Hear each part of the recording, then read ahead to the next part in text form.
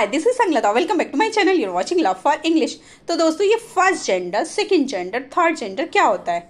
First gender होता है mail, second gender होता है फीमेल, थर्ड जेंडर होता है ट्रांसजेंडर। तो दोस्तों, ये ट्रांसजेंडर क्या होता है? ट्रांसजेंडर वो जेंडर होता है जो जन्म के समय तो कुछ और था, लेकिन धीरे धीरे वो अपनी उस आइडेंटिटी को खोकर एक नई आइडेंटिटी में ज़्यादा कंफर्टेबल हो जाता है। उसको बोलते हैं ट्रांसजेंडर। तो दोस्तों, फॉर एग्जांपल, अगर किसी बच्चे का जन्म हुआ है, जन्म के दौरान वो एक मेल है, लेकिन धीरे धीरे वो उसके शरीर में कुछ ऐसे बदलाव हुए, वो एज अ फीमेल अपने आप को ज़्यादा कंफर्टेबल फील करता है। इस वजह से वो अपने आप को ट्रांसफॉर्म कर देता है, इसीलिए वो एक मेल से फीमेल बना, इसलिए उसे बोला जाएगा ट्रांस वीमेन। इसी तरीके से अगर कोई लड़की, जन्म के दौरान तो वो लड़की थी, धीरे धीरे उसके शरीर में कुछ ऐसे बदलाव हुए, वो एज अ मेल अपने आप को ज़्यादा कंफर्टेबल फील कर रही है, इसलिए उसने अपने आप को ट्रांसफॉर्म किया, तो उसे कहा जाएगा ट्रांस मैन। चलिए दोस्तों, आगे बढ़ते हैं। यूनक का मतलब क्या होता है? तो दोस्तों, यूनक कहा जाता है किन्नर समुदाय को। तो यूनक का मतलब होता है नपुंसक। तो दोस्तों, ये यूनक शब्द अच्छा नहीं माना जाता, क्योंकि किसी को नपुंसक बोलना एक गाली की तरह होता है, इसलिए इसे भी यूनक को भी ट्रांसजेंडर में गिना जाता है, मतलब किन्नर समुदाय को भी ट्रांसजेंडर में गिना जाता है।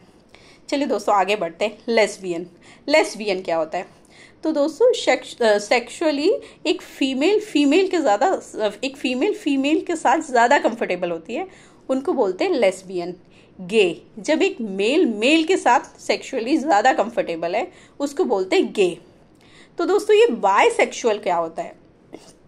बायसेक्सुअल में फॉर एग्जांपल एक मेल है, वो एक फीमेल के साथ भी कंफर्टेबल है और एक मेल के साथ भी कंफर्टेबल है। इसी तरीके से माना एक फीमेल है, वो एक मेल के साथ भी कंफर्टेबल है और एक फीमेल के साथ भी कंफर्टेबल है, तो दोस्तों इसे बोला जाएगा बायसेक्सुअल। अब ये इंटरसेक्स क्या होता है? इंटरसेक्स वो होता है दोस्तों, जब किसी बच्चे का जन्म होता है, जन्म के दौरान उसकी आइडेंटिटी क्लियर नहीं होती कि ये एक फीमेल है कि एक मेल है। तो दोस्तों, डॉक्टर अपने कंफर्ट के हिसाब से उसे कोई एक सेक्स दे देता है, हाँ ये मेल है, ये फीमेल है, लेकिन समय के साथ साथ धीरे धीरे वो अपनी आइडेंटिफिकेशन को ढूंढने लगता है, क्योंकि उसके शरीर में कुछ ऐसे बदलाव हो रहे होते हैं, तो उस वजह से वो अपनी आइडेंटिफिकेशन, उसके अंदर क्राइसिस होने लगता है, वो अपने आप को खोजने लगता है कि वो एक फीमेल है कि वो एक मेल है। इसको बोलते हैं इंटरसेक्स। उसके बाद जब वो अपने आप को पा लेता है कि वो किस सेक्स में ज़्यादा कंफर्टेबल है, तो उसका कहा जाता है इंटरसेक्स। तो दोस्तों, इस पूरे समुदाय को बोला जाता है LGBTIQ